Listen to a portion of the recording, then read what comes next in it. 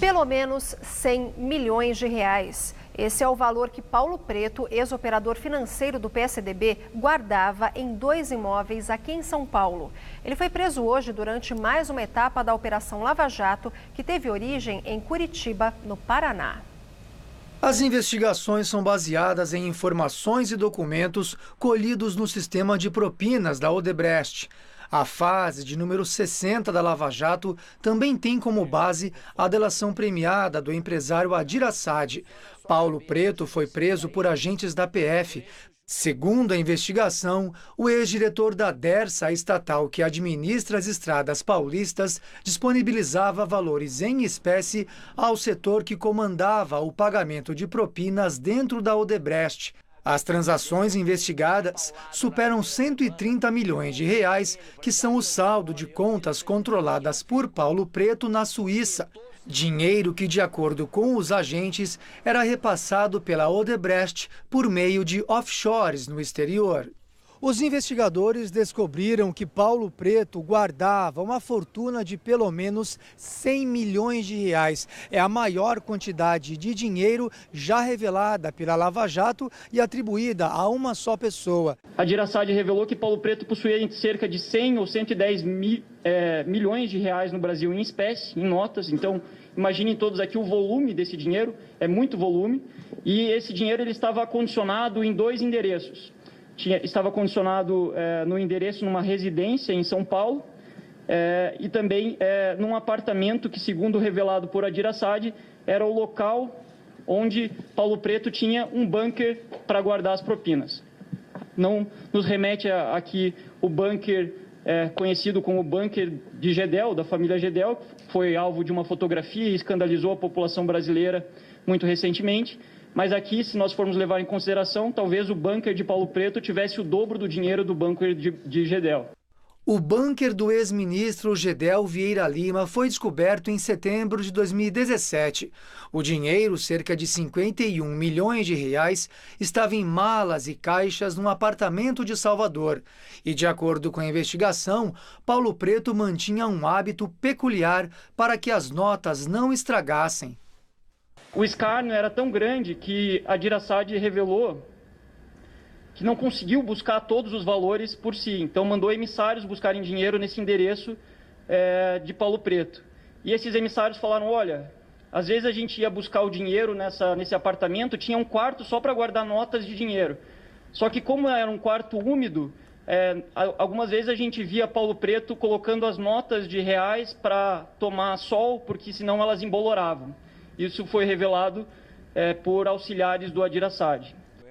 O delator Adir Assad conta que usava uma perua para retirar valores em espécie e chegava a carregar de 12 a 15 malas de viagem cheias de dinheiro com cerca de 1,5 milhão de reais cada. Os fatos relatados por Assad teriam ocorrido entre 2010 e 2011. Esta é a 3ª vez que Paulo Preto é preso. Nas 2 anteriores, foi solto por decisão do ministro Gilmar Mendes, do Supremo Tribunal Federal. Na Justiça de São Paulo, Paulo Preto já é réu em 2 ações penais envolvendo as obras do Rodoanel Sul e do sistema viário no estado. Ele é acusado de formação de cartel, enriquecimento ilícito e desvio de dinheiro. A defesa nega todos os crimes. Dias atrás, alertamos aqui no canal que tem muita gente de rabo preso com o ex-operador financeiro do PSDB, Paulo Preto, que foi preso recentemente em mais uma ação da Lava Jato executada pela Polícia Federal. No ano passado, quando Paulo foi preso, ameaçou revelar tudo o que sabe, inclusive quem eram seus sócios da conta descoberta na Suíça, contendo 132 milhões de reais em valores atuais, e foi então libertado por um habeas corpus do ministro Gilmar Mendes, do STF. O ministro chegou a emitir 2 habeas corpus em um só mês para manter o tucano em liberdade. Pois bem, Paulo Preto continua sendo um perigo a muita gente graúda, incluindo políticos e ministros togados, se continuar preso. Ele não esconde que poderá abrir o bico se for mantido trancafiado. Foi assim que se livrou da cadeia no passado e pretende se livrar hoje. O ex-operador já enviou um pedido para Gilmar Mendes libertá-lo da cadeia. tudo às escondidas, em segredo de justiça. Um absurdo. Deltan Dallagnol, procurador da República, questionou então o motivo do processo correr em segredo de justiça. Disse ele em seu Twitter: reclamação de Paulo Preto dirigida para o ministro Gilmar Mendes contra sua prisão está, embora pareça absurdo, em segredo de justiça. Não conseguimos ver o teor e o processo é físico e não eletrônico. Teria sido levada em mãos para o ministro? Deltan ainda citou 5 pontos bastante estranhos envolvendo o processo. Diz ele: 1. Está em segredo de justiça. 2. Só tem as iniciais de Paulo Preto e não o nome completo. 3. É física e não eletrônica. 4. Suprime 2 instâncias, TRF e STJ. 5. Viola juiz natural, ministro Fachin.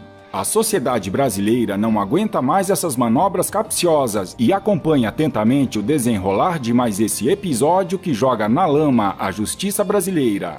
Lembrando que o jurista Modesto Carvalhosa está empenhado em levar adiante os pedidos de impeachment dos ministros Gilmar Mendes e Ricardo Lewandowski, que o ex-presidente do Senado arquivou. Eles se juntarão ao novo pedido de impeachment do ministro Dias Toffoli para serem levados adiante na casa. Carvalhosa escreveu em seu Twitter: os pedidos de impeachment dos ministros do STF serão novamente protocolados no Senado. De nada adiantou o ex-presidente daquela casa arquivá-los. Ninguém aqui desiste de salvar o Brasil. Quanto ao pedido de impeachment do presidente do STF, ministro Dias Toffoli, Carvalhosa explicou em vídeo. Ele próprio, Dias Toffoli, em despacho realizado a questão de um mês, declarou claramente que o Poder Judiciário, ou o Supremo Tribunal Federal, não poderia tratar de assuntos de regimento interno do Senado. E dessa vez ele determinou como é que ia realizar a sessão. Trata-se, portanto, de um crime de responsabilidade e trata-se, portanto, de abuso das suas prerrogativas, uma quebra absoluta de decoro na conduta como presidente do Supremo Tribunal Federal, criando, portanto, aí um precedente que a sociedade brasileira, o povo brasileiro, não admite. Daí a razão porque foi protocolado, vai ser protocolado amanhã o pedido de impeachment desse magistrado.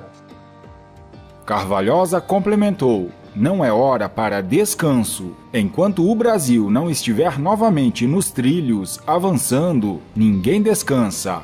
Lava a toga e fim da PEC da Bengala já. Ou um cabo e um soldado, mais prático, eficiente, barato e indolor.